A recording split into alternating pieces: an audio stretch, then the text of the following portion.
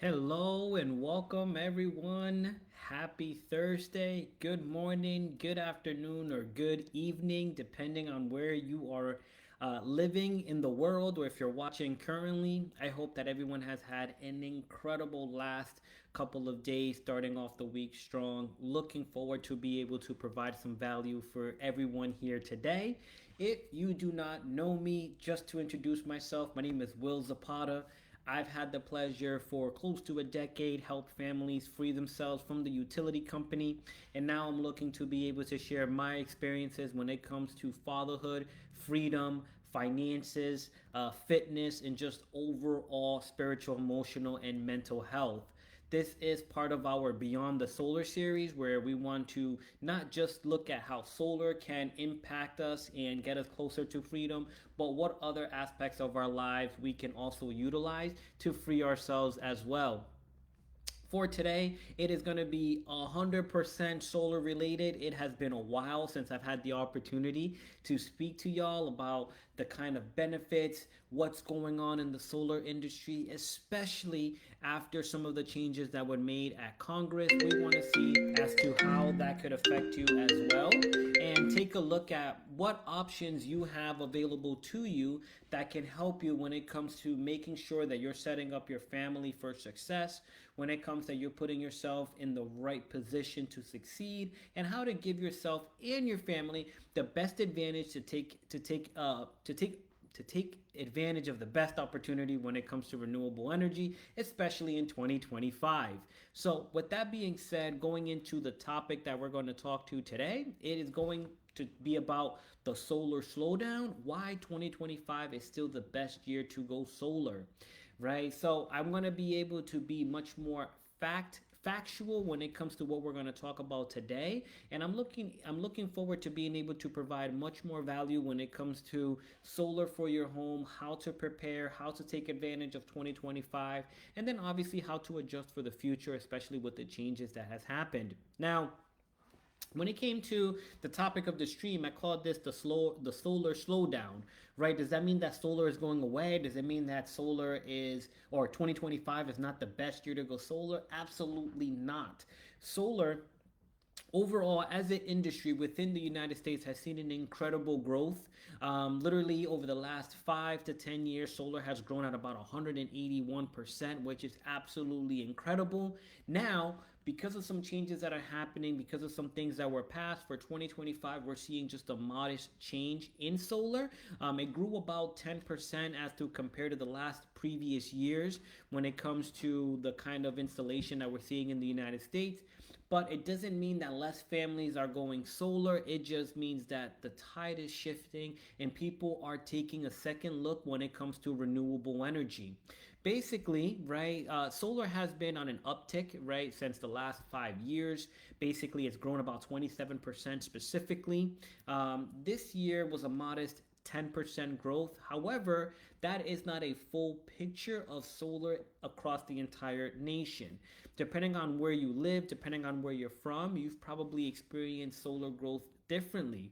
To give you some examples, California and Texas, which Texas is overtaking California when it comes to a huge solar market, they grew by about 8%, right? If anybody's in the solar industry and you've worked in those areas, I'm sure that everywhere you go, you're seeing more and more solar installation. From my own experience of me personally being in those areas, California, huge leader when it comes to renewable energy and solar, and Texas is not far behind. Texas is a massive state, a lot of people, a lot of dependency on renewable energy, just like solar. If you were living in Texas or know people that were in Texas or happened to see what was happening a few years ago, they got a huge storm that left them without power for days on end. And a lot of families in Texas took advantage of the opportunity to be able to basically make themselves much more independent, much less reliable or reliant on the utility companies, especially if you're going days without power. States like Arizona, Ohio, Indiana also more than doubled basically what the national average was for solar installation in 2025. And more than ever now, battery storage is becoming a much more common thing, right? Basically, the utility scale for battery storage, it jumped up about 22% in 2025 because of some of the reasons that we were talking about. More families want to be able to be independent. More families want to be able to protect themselves from the shift that's happening with the utility companies. And then obviously, we want to be able to create a safety net for ourselves when it comes to relying on the electric company for our power. And batteries are a great way that you can utilize that to make sure that you're storing some extra energy for the moments when you need it. So now, when it comes to some of the reasons why there is some perhaps fear or we're unsure of what solar is going to look like, if you don't know by now, in this year the big beautiful bill was passed, and me being in the solar industry, I heard everything under the sun. Some of the changes that did come out of it was that until the end of this year, you're able to take advantage of the 30% tax credit. Anything after, you won't be able to utilize the 30% tax credit when it comes to going solar if you're doing it outside of a lease, which means in some parts of the country where you may have to finance or pay for your system cash, you're going to only have until the end of this year to be able to take advantage of that 30% tax credit. Some of the other things that has happened is that essentially because of the tariffs that has been put on because of the White House, essentially the cost of some international products have gone up, right? Which means that installers have had to scramble in order to realize or in order to basically maximize the efficiency and be able to take advantage of certain situations that would allow for the price of solar not to have to increase, so families are still able to see savings. Another thing that's happened because of the uncertainty of the tariffs, because of the big beautiful bill being passed, some of the financiers have had to change the way that, or have to change the options that they have available when it comes to providing financing for solar projects. Sometimes, or what some of the financiers have done is that in order to protect themselves and to make sure that families are protected and can still take advantage, is that they've shifted, to maybe decreasing the price if you can find more local solar panels. I know that some installers are doing something called domestic content, which means that they're able to get an incentive from the financier for essentially using products that were made in the United States to avoid the increase that has happened from the tariffs that has been passed down from the White House. Now, the other thing is that, things that are just out of our control have happened even before the big beautiful bill, which is, there's been an increase when it comes to, interest rates and inflation. If anybody is out there either looking to get a loan, buy a house, even probably get a car, you'll notice that the interest rates have jacked up much more in the last couple of 18 to 24 months. They've gone up, right? If you've noticed, it's much harder to get financing and to secure it. So that's also been transitioning over into the solar industry. Right now, it's harder for you to get the same low interest rates that you were getting post-pandemic. I remember when I was helping families, transition over into solar, we had interest rates that were, as low as 0.99%.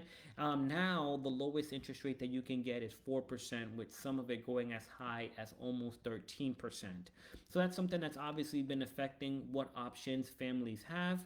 The other thing is that permitting and interconnection, which basically means dealing with the utility companies, it's literally, a puzzle that has to be put together in every single state. Every state operates differently, right? Certain states have, higher qualifications. Other states have, lower qualifications. Some are simpler where you can do everything online. Some of it is, a little bit old school where you have to maybe mail it in or actually pick up a physical copy. All things that have slowed or basically added to the slowdown that has happened in 2025 when it comes to solar. We mentioned this before, right? But basically, because of the tariffs that's put in place and the way that our economy works, there is a lot of trade that happens outside of the United States.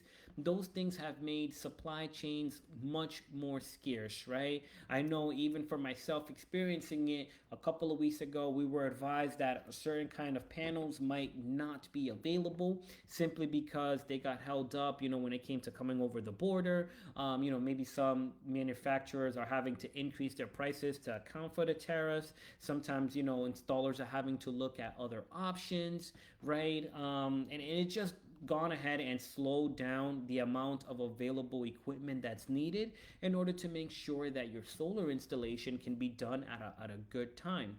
Now, the other thing is that some of the people have taken an approach of let's just wait and see what happens, right? I've seen a lot of companies that if they haven't gone, belly up, they've basically shortened their supply. They're waiting to see what is going on. They're taking the opportunity to see if there's going to be any changes when it comes to solar, when it comes to tariffs, when it comes to things that are going to happen in the White House. Some companies, some industries are just seeing what's going to happen to see how they can better position themselves. So it's made the availability, for equipment scarce, people, technology, and just overall financing scarce because people are unsure as to what's going to happen for the future of solar. Now, with all these things that I mentioned, does that mean that you should be cautious and maybe wait until, to see what happens in the future to go solar? Absolutely not. 2025 is a great opportunity for you to still be able to take advantage of solar power. So, first and foremost, you get to lock in that 30% tax rate, right? Which, if you're looking to finance or even pay for your system outright, that 30% is going to be a huge boost when it comes to the total cost of what you're going to pay, right? Or the total savings, what you're going to get when it comes to solar power, right? This is a federal incentives, which is great because it means anywhere in the United States you'll be able to take advantage of this 30% tax credit. And I highly recommend that if you have an opportunity to protect yourself, if you have an opportunity to lock in your rates at today's prices and you can afford to go solar, definitely take advantage of it. Look, we all have seen and experienced what happens when rates go up, whether it's electricity, whether it's houses, whether it's eggs. Everything, as we notice, has gone up over time. And what you can do is you can do what I've been saying that solar provides you, right? And you can protect yourself from future inflation. So if you have an opportunity to take advantage of the 30%, if you can advise, someone that does your taxes, if you would qualify for it, and obviously if it's within your budget, I would highly recommend that you take advantage of the solar tax credit that's going to be available until the end of the year. The other thing that I mentioned is that some installation companies and some financiers are actually giving you an even bigger discount if you're able to take advantage of domestic products, right? Domestic content is what they're calling it. So if they have access to maybe local panels that are made in the United States, you'll be able to fully see a decrease even further, or in addition to the 30% provided by the federal government. And this is a great opportunity for you to be able to take advantage of this right now, maybe save a little bit more. Every cent counts when it comes to the cost of electricity. And if you're able to optimize your home with solar, that means you're locking in your rate with all those benefits as well. The other thing is that we know that the cost of electricity is not coming down, right? More and more people are relying on electricity. Every single time I either speak to homeowners, I go inside of homes, I see more things that are running off of electricity, right? We have more devices, we have more things that we're using to power our homes, to heat our homes, to cool our homes. We're looking at a lot of things that we're basically utilizing in order to be able to power, heat up, and just overall live inside our home. So being able to offset those costs with solar, super beneficial for you and your family as well. The other thing is that more and more people are having electric vehicles, so that means that there's going to be additional added stress on the grid, which means that electricity is going to have to come from somewhere. Don't wait until it's too late for you to be able to transition over into solar and have already been paying those higher electrical costs. I promise you that the utility company is going to look for a way to make sure that their profits are up, and the only way that they're able to do it is by basically charging their clients, to make sure that their shareholders are satisfied. The utility company hospital is probably one of the last monopolies that are left here in the United States, and you should not let yourself be subject to whatever their rates are. We know this, but obviously the environmental benefits, right? Being able to get most, if not all, your power from solar, it does a huge impact on the environment. It makes sure that we're able to create a more sustainable future for ourselves and our children to come. And obviously that allows us to lower where our carbon emissions are. So if you're able to get great sun exposure, if you're able to utilize solar in your home to a capacity that actually benefits you, it's going to also benefit the environment. And I highly recommend that you take advantage of this opportunity. That way you can make sure that you're protecting yourself both inside your home and outside the home as well, by creating a bit of energy independence and obviously doing that something that's better for the environment. um, I led into this, right? But energy independence and reliance.